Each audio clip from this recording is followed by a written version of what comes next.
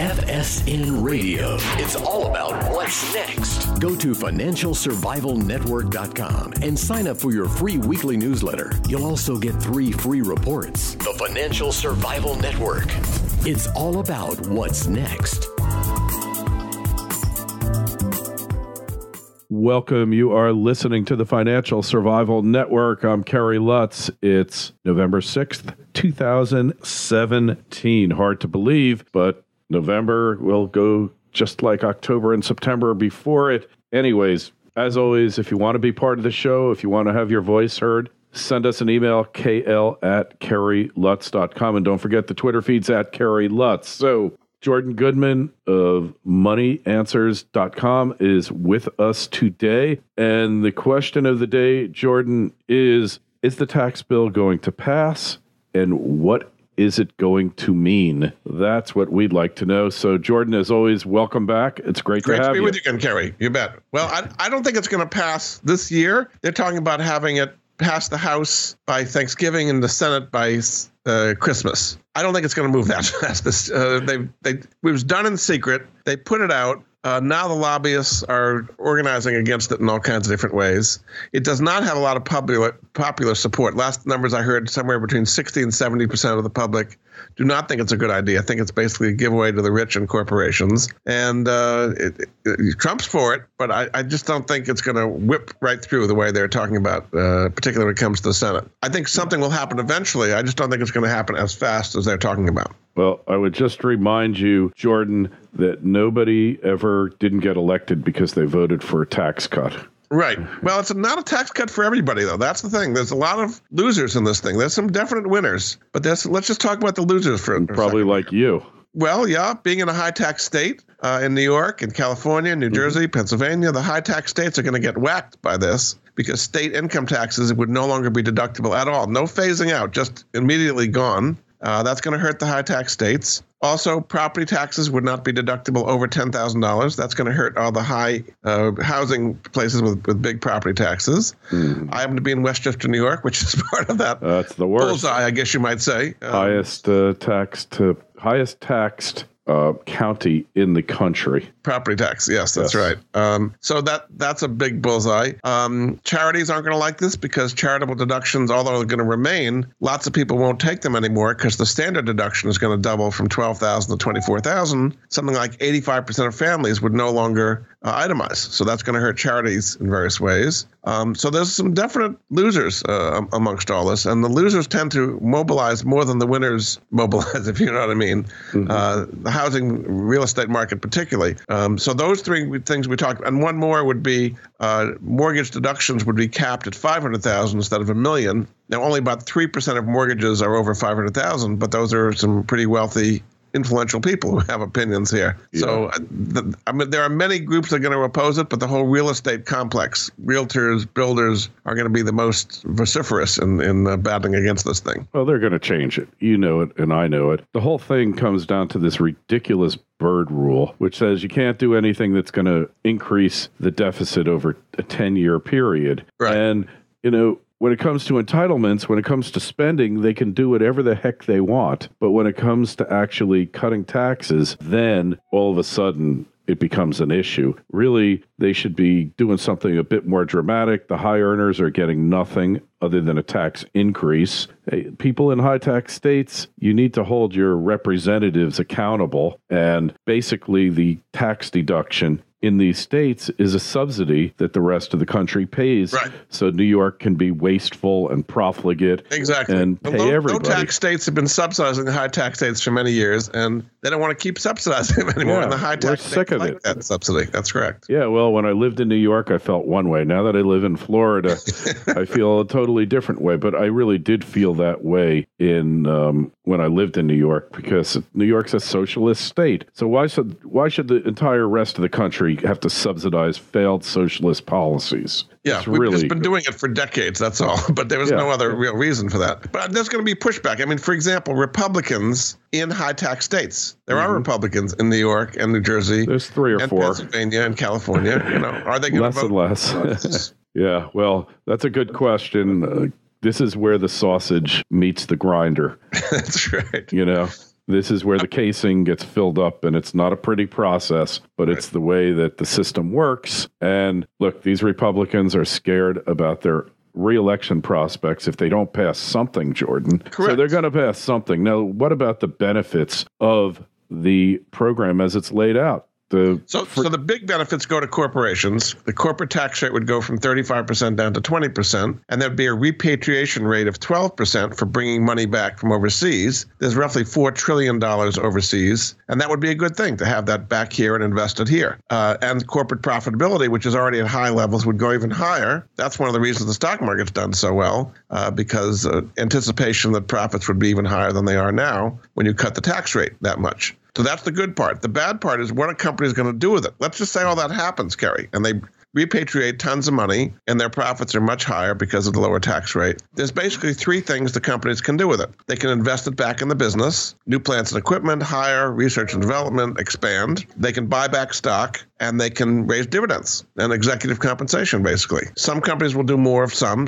will do others. But I think on the whole, if companies don't see a huge need for additional plants or equipment or R&D, they're going to buy back stock and raise dividends, which is, I think, makes their stockholders let's happy. Be realistic here. Most big companies, the largest companies, your Apples, Googles, GE, and Facebook, they pay very low taxes. Correct. Because a lot of their incomes are, a lot of their overseas. Profits are stranded overseas, and Correct. they pay a 15% rate in Ireland, which I think is going down to 12, if I heard. I think Ireland's correctly. 12 going down to 8, actually. Okay, you're right. It was 15 when it started. So it's going down to 8%. And, the whole repatriation thing, I think, is a little bit disingenuous. The profits are already here, Jordan. They're just, instead of being in Apple USA, they're in Apple Ireland's bank account in the Correct. same too big to fail bank that the main company's profits are in. It's not like the money is left in Europe and it's like, oh, just save us. We want to get home. It's not like that. It's like they've already opened the bank account here. You can open up a bank account from any corporation in the world and in the United States and make a deposit. So all it is an accounting entry for where the amount that they make in profits goes into deferred taxes on the balance sheet, but they're still allowed to show the profit even though they're not paying taxes on it till they get rid of that. But let's face it, like GE, hey, for them, they got 5 years to invest in capital and write off 100% of it. And then you add that to their huge portfolios of airplanes and rail cars and anything that moves, anything that can be leased, they're leasing. And that's why they never pay any taxes from the depreciation on all that stuff. And so the depreciation would be advanced even faster. You could write everything off in the first year of it. So the depreciation would be even faster and they would pay less in taxes. That's correct. Yeah, they're not going to pay. Look, they paid nothing in taxes for as long as you and I have been alive. GE's been paying nothing. Right. And they're going to continue to. So the big corporations, it makes no difference. But for you and me who use our little LLCs, and that's where the profits go, that's going to be a big It is. So they're talking about a 25% rate on LLCs. So if you were running a business, normally it would be 35% instead of 25%. Or 39. So that would put a lot more money into small businesses' pockets. And that's where all the job growth is in this country is anyway, is in small businesses. So that would be a positive thing, although it's a potential loophole where everybody who's an employee all of a sudden becomes an LLC to qualify for the lower rate. So they got to make sure that doesn't happen. The IRS has always had rules against personal services corporations where you say to your employer, hey, look, man, don't send me the check anymore. You're going to send it to my LLC that I just set up here. Right, and I'm Inc. LLC. Yeah, right. Inc. Right. They've always had prohibitions against that, but it's going to be impossible to stop it, which is a good thing. I mean, the less taxes the country as a whole pays, the better. I mean, that's just the way it is. Except the deficits are going to go up. I mean, the official projection in the House bill, using very rosy economic scenarios, is adding $1.5 trillion to the deficit, just this tax bill alone in the next 10 years. As you say, other things are going on, like entitlement growth is going to overwhelm it. Anyway, just we have 10,000 people a day turning 65 going on Medicare, and that's going to keep going for quite a few years because the baby boom is hitting its time now. Correct. So I got 5 years myself till I reach that magic age. The deficits are going to go up. Okay, we're well over 20 trillion now. But if you get more economic growth, if we get a 4% GDP instead of 3 or 2.5, that's going to mean more revenues to the government. But I still don't think it's enough to pay for the tax cuts. They talk about these tax cuts paying for themselves. I don't think that's going to happen. I think when you do, we've seen in the past, when the tax rate gets low enough, then less people cheat because it's easier just to pay it than not. We see growth really does come about because, look, GE's not going to maybe need as many lawyers and accountants. So it might be bad for accountancy and lawyer employment. I'm happy with that. Yeah, but hey, now that I'm not a lawyer, I'm totally in favor of that. And you look, and it will look. You're not just going to go on a better vacation from your tax savings. You're going to look for ways to improve your overall profitability and expand your business. Most people are going to do that. Big companies, they will just waste it all on bonuses and stock buybacks. We know that, but they don't really benefit as much as they're made out to benefit here. And the effective tax rate is lower than 35%. I agree. That's the official tax rate, but with all the depreciation they have, you're right. 20, they end up paying a lot less than that, or 18 to 22%. And in the case of a GE, their effective is zero, and it always has been throughout our lifetime. So, but I'm just saying, politically, we're agreeing here, Kerry. But politically, it doesn't look good to have the majority of the benefits go to either corporations who are going to do buybacks and stock dividend hikes, or LLCs, or businesses. Yeah, I got the average individual doesn't feel like they're going to get much of a break here, but I think to some extent they will. Just doubling that standard deduction from $12,000 to $24,000 is going to save people a lot of money and mean they don't have to itemize anymore. So, I think the average person is going to benefit to some extent here. They will, especially if they have a company. If they're an entrepreneur, it's going to be salad days again here. Yes. Which is where all the growth comes from in our economy. Hey, right. It's not the people who are employees that are creating jobs for other employees other than their excess consumption, their excessive consumption, that they're buying stuff they shouldn't. They're buying houses too big. And then you wind up with the illusion of prosperity without the actual prosperity. Now, I think overall it is a good thing, but it needs to really be explained. But the good thing is that the Republicans are really running scared now. They have to have something before next. Like, what are they going to do? It's like you can't pass Obamacare repeal, and that was why the reason they wanted to do tax reform after it was because of the $1 trillion they'd save on Obamacare, which is not going to happen now. But Obamacare will be repealed in some manner. It's just going to take a little bit of time for it because the marketplace is repealing it. Yeah, exactly. And look, if they don't subsidize the insurance companies, they're pulling out. It's game over. Yeah, it's game over. Right. And they shouldn't. It's actually illegal to subsidize them under Obamacare. So Congress is saying, well, we'd like to.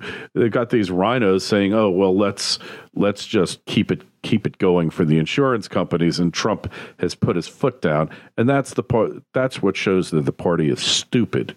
All right, that they've run all these years against it in name only, and then they have the chance to really kill it, and they want to keep it going. What's wrong with these people? You're right. That's not going to be officially repealed, I think, anytime soon. So taxes, the next big thing is infrastructure, but they can't get to that until they get this tax thing done. That's a no-brainer. That one will go through with flying colors because, look, they don't build post offices anymore. Those are kind of superfluous. Jordan, like, what do you need a post office for? Like, nobody uses the place. I mean, I use it to send out packages on occasion, but it's a useless We need vestige. bridges. We need our roads. We don't want bridges falling apart and internet infrastructure, things like that as well. Nobody can speak out against that. That's in everybody's interest, regardless of the party.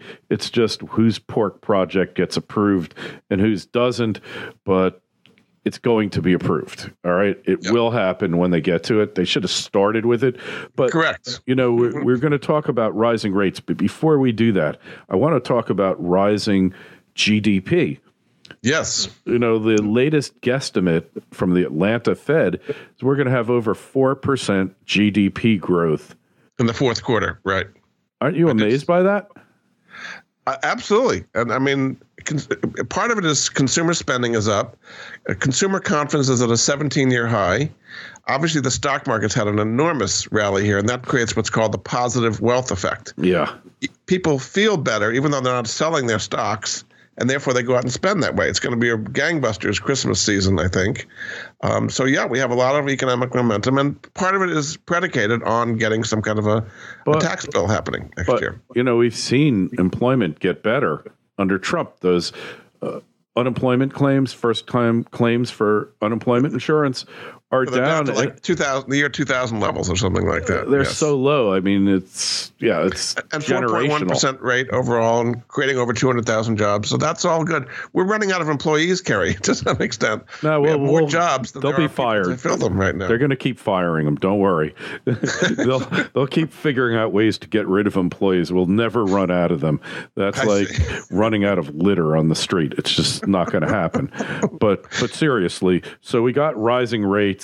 But they're not really rising in a meaningful way, are they? Well, the long-term treasury has not been. It's about 2.3, 2.4. It's been kind of hanging in there for a while. The Fed raised rates twice. They're going to raise rates again, I think, at the December meeting. So that would bring the Fed funds, which is now 1.25%, up to 1.5%. I think they'll probably raise rates 3 times more in 2018. Yeah. So that would bring it from 1.5% to 2.25% on the Fed funds, which would bring the prime rate up to 5.25%. So I mean, it's not super high, but it's higher than we were used to 0% for a long, long time there. So it's definitely moving up to some extent. I would not be a big buyer of bonds right now because I think there's more risk of interest rates rising. Yeah. Particularly if everything we've talked about, if you have 3 to 4% GDP growth, you stimulate the economy further with the tax cuts. That means that you're going to lose money in bonds. I would not want to be tying my money up for 10 years in a 2.3% treasury right now. On the other hand, Republican presidents, and Trump in particular, always favor a weaker dollar. That's not consistent with raising rates. And we got Yellen going to the exit and Powell coming in, who is an avowed, even though he's in the Fed now and has gone along with Yellen, he seems to be a pretty on the dovish side. I think that's why Trump picked him. So maybe those interest rates are going to be spread out over a longer time period, and the quest for normalized rates is going to be put off for a couple of years. Well, I think they'll keep doing it, maybe at a slower pace. I mean, currently they're buying back $10 billion, or not letting renew $10 billion a month as the treasuries and mortgage-backed securities roll off, and they're talking about raising that to $50 billion over time. But the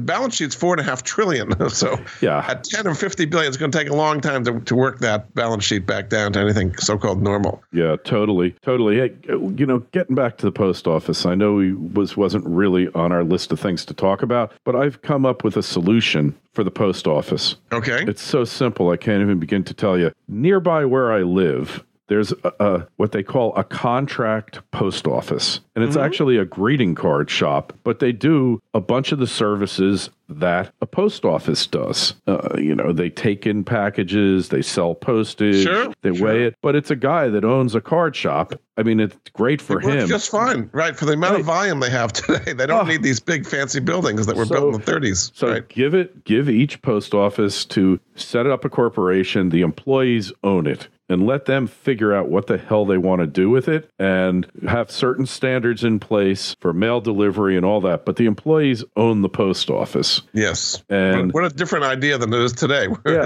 Government sinecure forever. Yeah, it's like, forget it. I mean, I know it's in the Constitution that it's up to Congress to set up post offices and postal roads where, they have these post roads. I don't think they had email in those days, so I don't think they were thinking about this. They had to settle for telepathy back then. Right. But, this is like such a boondoggle of the U.S. government. And there is a solution. And in fact, franchising makes the most sense because, look, why wouldn't every UPS store franchise out and become a U.S. Postal Service as well? And then you just have to figure out how the stuff is going to get there. But delivery delivery is so outmoded. There shouldn't be any home delivery. You just go to the store and pick up your mail like people with post office boxes do. No, you're right. You're right. You'd cut expenses a lot. I mean, so much of the government is just kind of stuck there doing what it's always done forever and ever and ever. At a certain point, it reaches a crisis point. I mean, we're not there yet. I mean, think of Greece or Venezuela or places. They've hit the crisis point. Puerto Rico is another one. People just don't want to keep subsidizing them. We're doing that on a much grander scale. I don't think we can keep up the level of entitlement spending, Medicare, Medicaid, Social Security. At some point, it can't keep going like this. Something's got to give, but not yet. Not yet. Yeah, nobody wants to bite the bullet until they absolutely have to. You know that, right? These are such long-term problems of building up. I mean, Social Security, for example, the so-called surplus is actually a fiction when you get down to it. It's been subsidizing the federal government for a long time. When they actually start needing the money as people retire, it's not going to be there. And this is going to be a huge problem down the road. But maybe 10 years from now, we're talking about real trouble there for Social Security. Oh, for sure. No doubt. So finally, you wanted to mention the heroes. Yes. Veterans Day is coming up. There are some special programs out there for heroes. And since we're kind of approaching Veterans Day, I just thought we'd do a little something on that. So there's a program called Heroes Come First. And the website is heroescomefirst.com. That if you're a hero, you get all kinds of discounts and savings. So a hero is defined as military, first responders, police, fire, teachers, doctors, anybody kind of in the service professions, not only military types. And you can actually, if you're buying a home or selling a home, get a rebate of thousands of dollars of the real estate agent's commission. You can get discounts of like a half point or more on when you get your mortgage. There's just a lot of discounts that can be had, and most people don't know these things exist. It's a kind of way of giving back to the people who've given an awful lot to us and really helping them financially. So again, if that website might be helpful to some of your folks, heroescomefirst.com. They've also got a phone number, 800-272-5626. And that would be a good way for Veterans Day to kind of appreciate people back and help these folks a great thing. Who've given a lot to us get huge discounts on any kind of mortgage-related or buying and selling a home-related transaction. That's a beautiful thing. Hey, one other thing, rising interest rates. You think the commercial bridge loans are still a good deal? They've been doing great. Yep. I mean, you can get a commercial mortgage bridge loan at 6% over 1 year. If you're willing to go out to 2 years, you get 8%. If you go out to 3 years, you get 9%. And I know a lot of your listeners have done that. I would much rather do that and get my money back in 1, 2, 3 years instead of have a 30-year or 10-year treasury at 2.3%, where you've got a lot of potential volatility. So, the website for that is commercialmortgagebridgeloans.com to find out about a way of getting 6 to 9% over 1 to 3 years.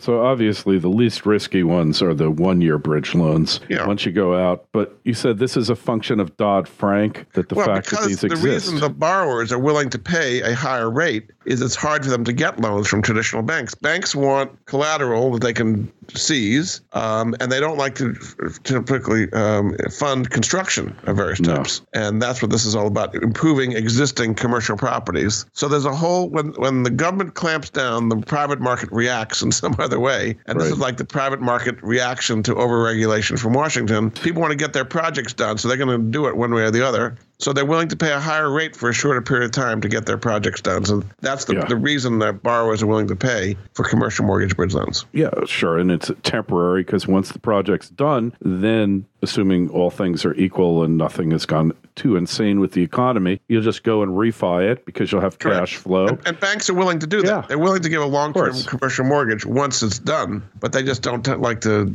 take the risk of a construction or renovation kinds of projects. So it's filling a niche. And that's what's wonderful about the free market, Kerry, is that you can try to squash it down, but people will react and will make things happen, even if the government tries to snuff things out. Hey, and we should do a show on this next time of alternative, non-mainstream financial products that have emerged as a result of regulation. Things like SoFi, things like Prosper, and what's called peer-to-peer lending. Peer-to-peer lending. It's exactly. Peer-to-peer. People can't get loans or get at very high rates. and people want to invest. So you put those two together. Prosper Lending Club would be two examples of those. And then there's mortgages too. Like you can get a peer-to-peer mortgage now that, not through conventional sources, but through private investors. You fill out your financials, and if you haven't beat anybody before, even though your income might not be perfect in accordance with FHA or Fannie or Freddie, they look at it and they look at your character, actually. Well, gee, you've been around 50 years and you never had a judgment. You never had a late payment. Yeah. You sound like give somebody... you a mortgage based on your cash flow. Right. There's another innovative thing you might have heard about where actually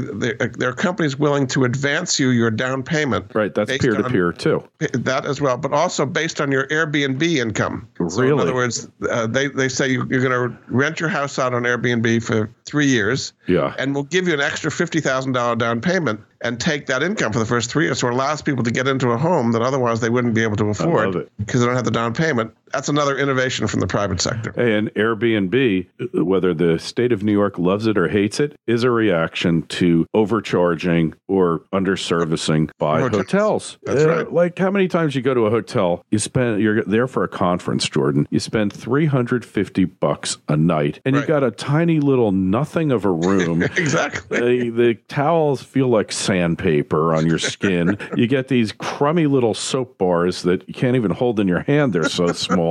And you say, what am I doing? I mean, I had this very situation. Conference in LA. Conference I go to, I try to make it every year, but every other year. And there's two major brand hotels that the guy holds it in. And it used to be you could get $120 a night rate when he was having his conference. Now they've fixed the places up largely on the revenue that this guy has brought in because he does them regularly. And now they fixed it up and they got all this fancy stuff in the lobby and the food still is lousy. But you're paying for all that. Yeah, it's $350 a night. So I said, you know what? I'm not going to stay there. So I find an Airbnb, $65 a night in Woodland Hills, California, 3-minute drive away. I don't have to pay $40 a night and ripped off on parking. Right. And why wouldn't I do this? This is the classic marketplace reaction to things. So it's very healthy. And Airbnb is certainly, and same thing with Uber, undercutting taxis. Oh, I just took one today. This is the world we're in. So I think it's a positive thing. I really do. I took an Uber today. I was getting my bike serviced last week. I had to drop it off. I didn't want to bother anybody to come pick me up. It's just annoying when people have to do that in Florida. So much traffic. I take a Uber home, and then this morning I went to pick up the bike. I took an Uber back there. It was a whopping $20 for both trips,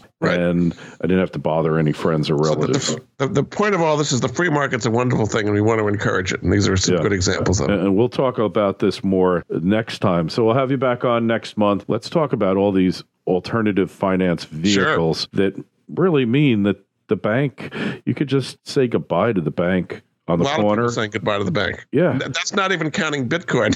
Yeah, well, we're not even talking about that one. So we had a good webinar about it recently. Anyway, Jordan, moneyanswers.com. That's where we find you. And I get emails from your folks all the time and love to help them. I really do. Hey, and be part of the show, participate. Your voice really does matter to us. Email us at kl@kerrylutz.com. I will confess I'm about 60 or 70 behind, Jordan, and I'm kind of embarrassed. So I'll make a definite effort to respond today and tomorrow and get rid of that. Sometimes people ask questions that really require research and at least require me to talk to other people to get the answer for it because I don't have it. So that's why it gets slowed down sometimes. And no, the Twitter feed's at Kerry Lutz. People have really been tweeting the show a lot. And the Facebook page, Financial Survival Network. Jordan, thanks so much as always. And we'll talk to you next month. Glad to be with you, Kerry. That was fun. Thank you. FSN Radio. It's all about what's next. Go to financialsurvivalnetwork.com and sign up for your free weekly newsletter. You'll also get 3 free reports. The Financial Survival Network. It's all about what's next.